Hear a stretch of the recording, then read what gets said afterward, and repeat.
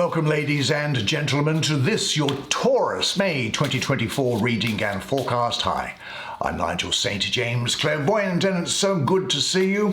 And this month we're going to use a deck which is famous. It's called the Thoth deck. A lot of people are frightened of this deck because they find it difficult to interpret. After the deck was painted by the heroine of the story, the actual genius, which was a woman by the name of Lady Freda Harris, who was married to a British politician and who obviously had a lot of time on her hands. In 1937, she was introduced to Crowley, who was looking for an artist to come up with a new tarot sort of a deck. And I think she liked the idea of meeting and mixing with someone who was quite notorious, as Crowley had become by that stage.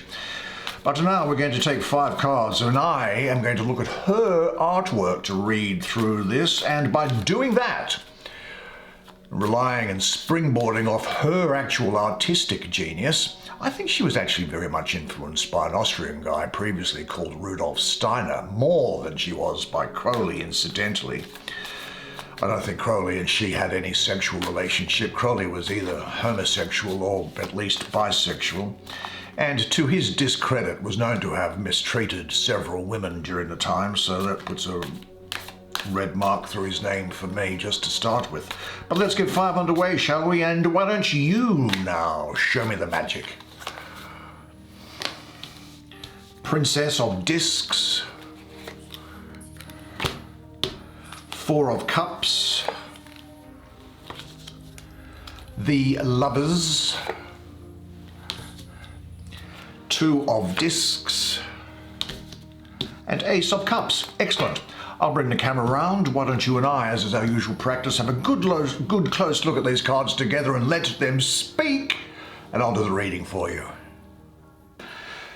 Now, as I say, I think that the actual hero or the heroine of this deck is the artist, the lady, Freda Harris, rather than Aleister Crowley. This artwork is genius and does bring out the mystical aspects of things.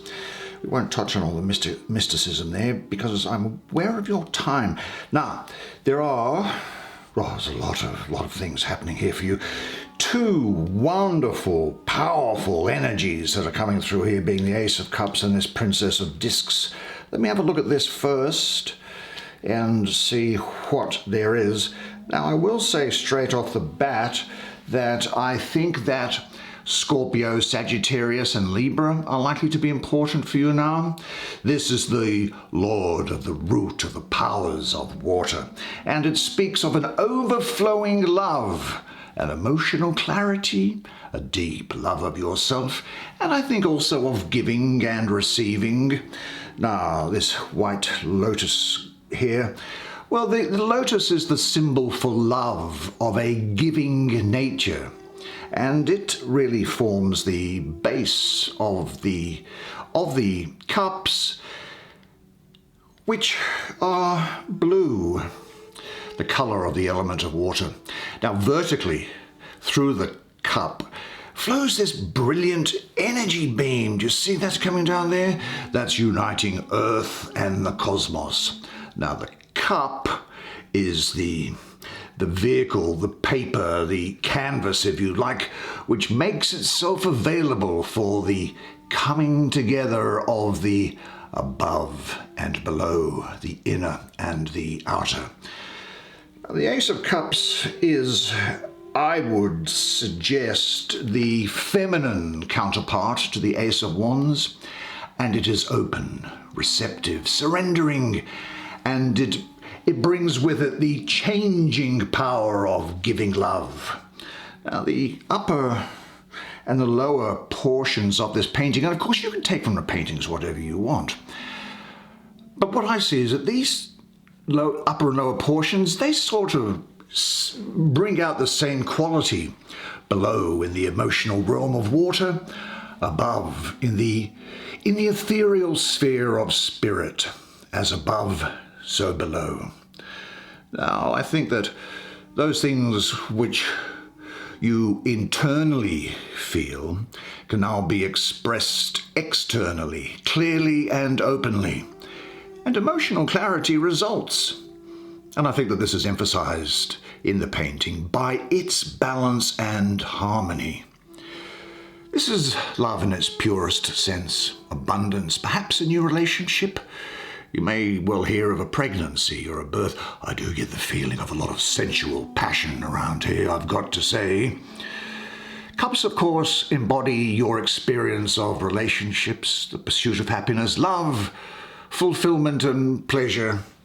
But of course in life, other things happen and we don't understand those things unless we have experienced their lack.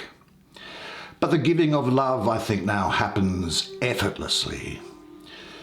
That which continually flows into you from the boundless abundance of the universe radiates outward again by itself, if you remain open and receptive. Now you can kind of compare it with the flower which gives off its perfume, whether someone comes close to enjoy the perfume or not. Do you see, the giving is not dependent on individual, maybe even close people. You have so much to share now.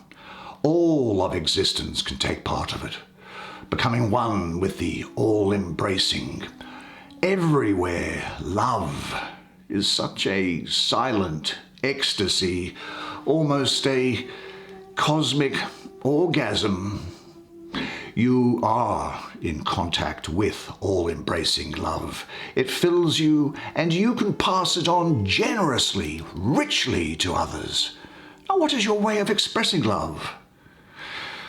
Say this to yourself: an all-encompassing love fills me and my environment.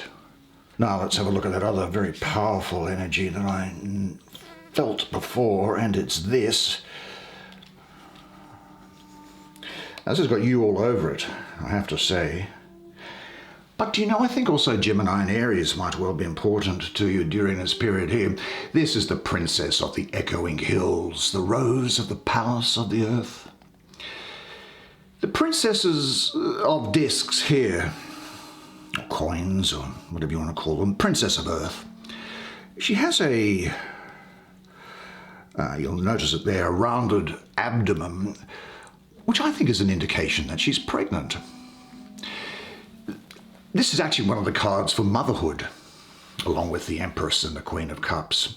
Now, in a broad sense, I think she can be interpreted for you as the mother of a new identity, a new idea, or a new concept. Now, she holds a disc in her left hand, doesn't she?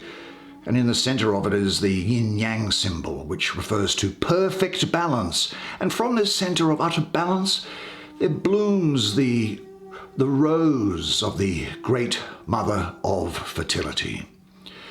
The yin and yang, male and female, in a harmonious balance.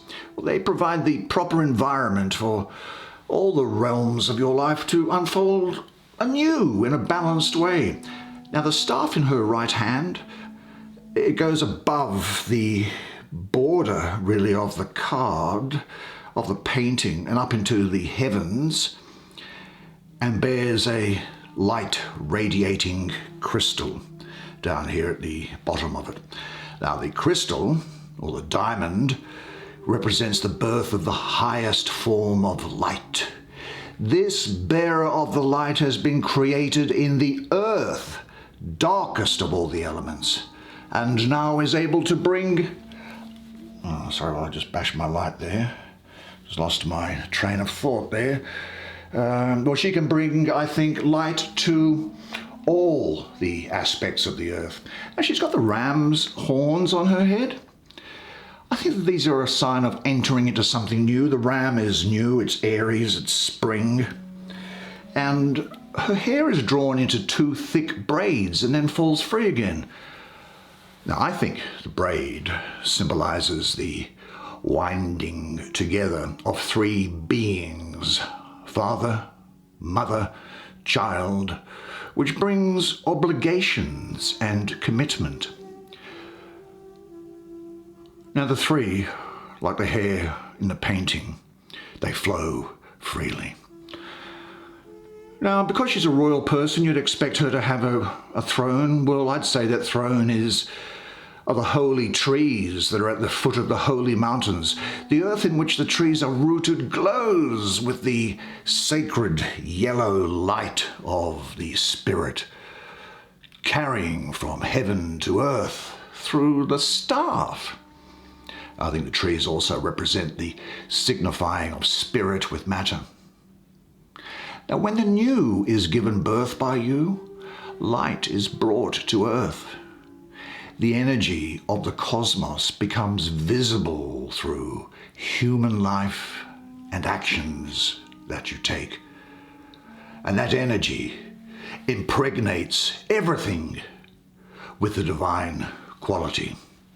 The creation which takes place in darkness and stillness will emerge and spread the divine, the light, sharing it again with the mother who gave it birth. This is a time when you're going to be following your will or true purpose in life and getting in touch with that most important aspect of you and protecting it. It's a very productive time after what may well have been a barren stretch for you. And again, I'm getting marriage, motherhood. This is particularly good for people who are in domestic duties and life, looking after children. You'll have a great degree of empathy for other people. Something new is entering into your life, so prepare yourself for it. Now, what must you do in order to be ready for something new to come into your life? Just look at her for a moment. Let her energy come into you. And say to yourself, I am now ready for the new beauty in my life. And there will be new things coming into your life, because underneath her is this card of, is it the two of, what's that, discs, okay, earth, two of earth. Another good earth sign for you, eh? Now, let's see here. Well, this is Jupiter ruling Capricorn. In the first decan of Capricorn, the 23rd of December to the 2nd of January.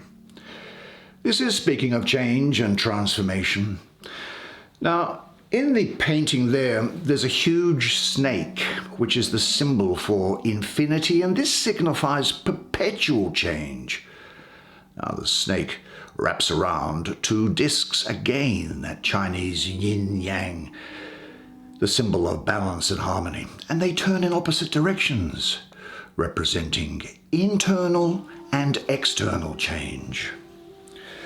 Now, I think what we're going to see here is also that you might be able to make out some triangles. They're ancient alchemical symbols, and they're painted with the colours of the four elements: red for fire, blue for water, grey for earth, and yellow for air, for memory. But this transformation which is going through is going to touch all realms of being. Now, Jupiter, the planet which symbolises luck and expansion, is telling me that change is coming your way, but the change is going to bring luck and expansion, and your life is going to be enriched.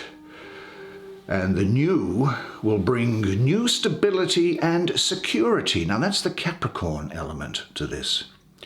And change is always necessary when the old falls out of balance. Change wakes you up. It shakes you up, doesn't it? Well, the crown on the snake's head, which you might see on the top here, I think what that shows that this is a symbol of wakefulness, that you are awake and ready to take advantage of opportunities. And this violet colour that's there, which is the colour of the warrior, shows that new energies will be drawn from this transformation. Now, the only permanent thing is impermanence. The only thing you can rely on is change. The only certain thing is uncertainty. Do you know that your life is subject to a constant change which allows you to grow, extending and expanding you, and ultimately enriching you? So give yourself up to this change with trust. And what internal or external changes are going on in your life?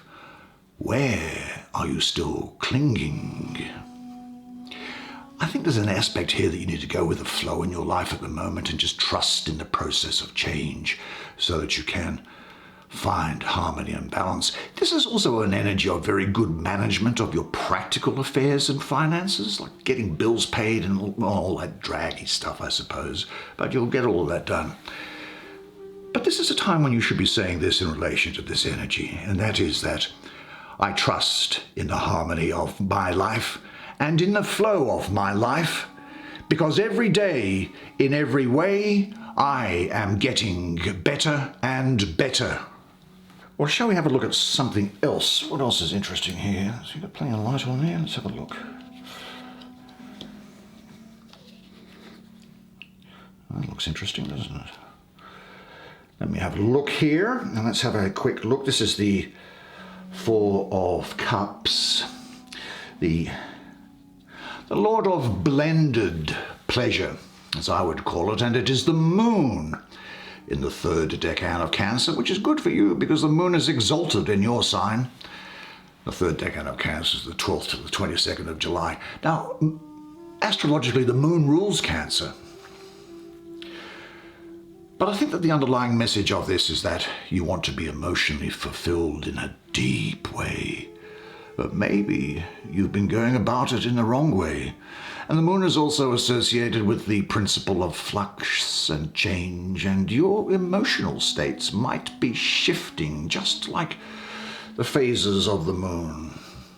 There's a great degree of love here, tenderness, care, emotional riches.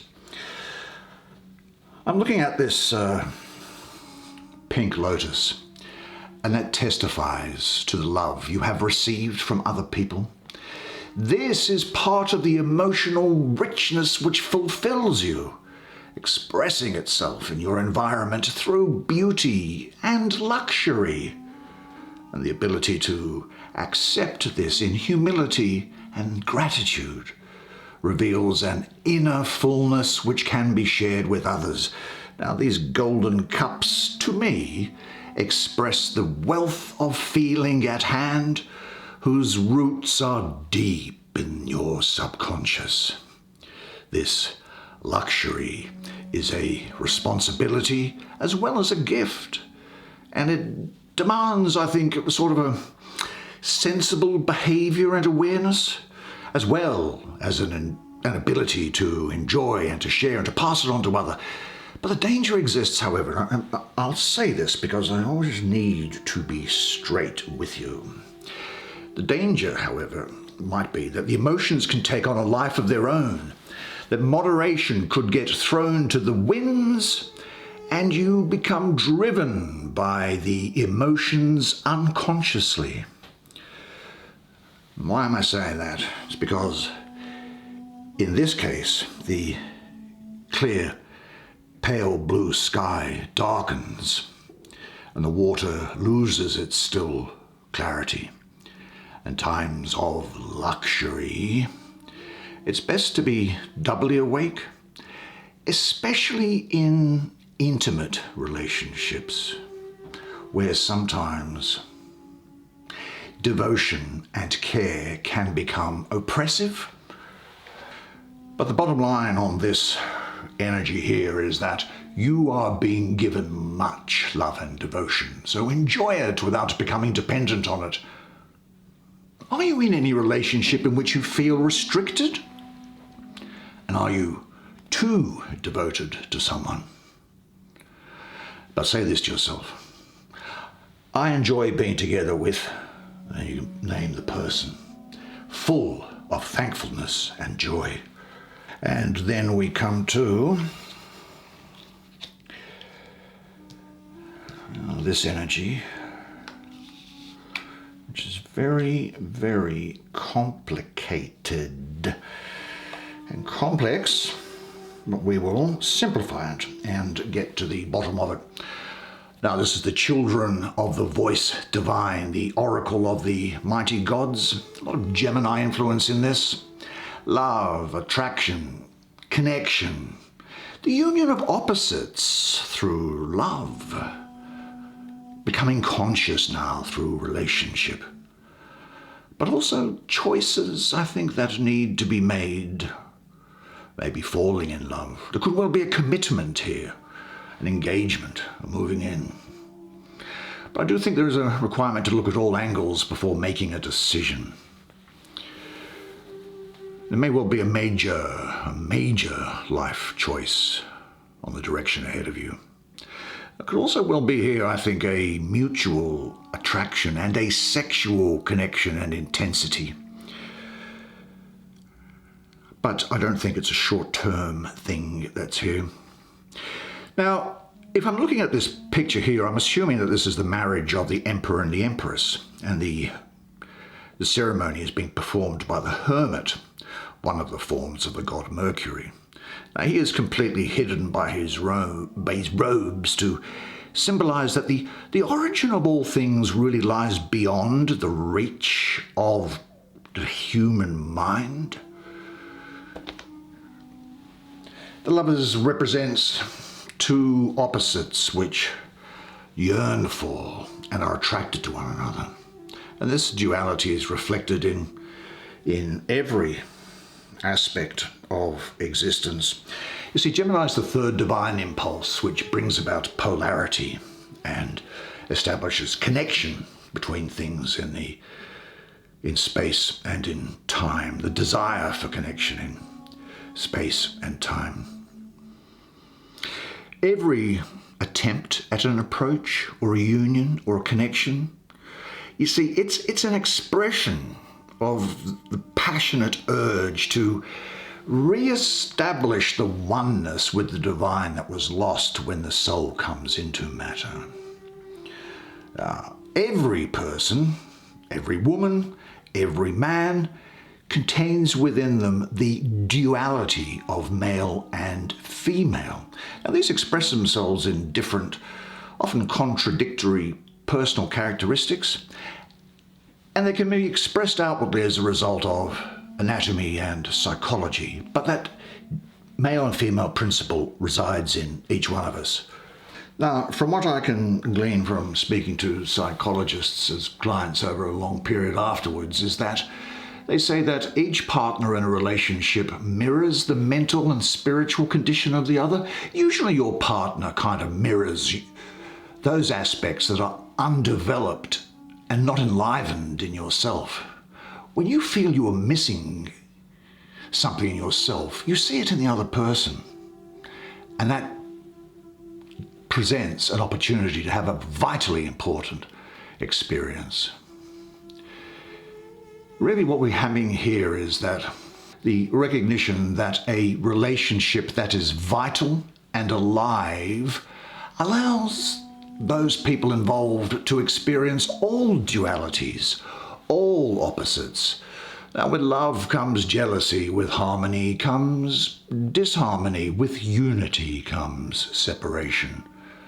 And with the excitement of becoming at the first stages of a relationship can sometimes end in the sobering sense of separation. Only when you can find your oneness and inner harmony will you approach that goal of total self-unfolding. The bliss that we all vainly seek outside ourselves is actually something that can be found and developed inside of us. Every disturbance that stirs you, every discontentment which leads you on to a greater discontentment, acts which derail you on your search for real stillness and inner peace. I suppose that's the reason why spiritual masters repeatedly say that an intelligent person quickly comes to the understanding that no relationship can be really satisfying. Love leads us to an even greater understanding, but we cannot just be that love. Anyway, back to something else that might be interesting about this, which is, you'll notice that all the symbols are presented in pairs in readiness to meet the opposite. And this transformation comes about really in the union of the wedding and that is symboled by the Orphic egg that's down there. The children hold their hands, the symbols of the different planes to be affected by the change of the body, which is the club, the intellect, which is the spear, the emotions that are the cup, and the spirit, which are the flowers. And those spears, which build a border in the background that's there, they represent the conflict between limitation and freedom, between connection and independence, which are the components of every relationship. Now, I think in here also you probably see some zodiac symbols, Leo, Scorpio, and Sagittarius, which represent the male principle in nature and indicate the creativity which may grow out of the union, while the white eagle represents Scorpio. And the scorpion is transformed into its exalted state. It mirrors the feminine component. Now, Cupid, as Sagittarius, shows the need for direct, honest interchange. I think what we can also confidently say about this energy for you is that this is indicating that a wonderful and exciting love relationships. But I must say this, that it also says to me, with the way this energy is swirling, that current relationships can either deepen or they could end. What do you seek in the people that you love? And what comprises a fulfilling relationship for you? Say this to yourself. I enjoy working with people of all ages. I have inherent people skills. I am emotionally sure about what I need or don't need, about what I want and don't want in relationships. And I am ready to enjoy a partner that gives me what I need. Great job.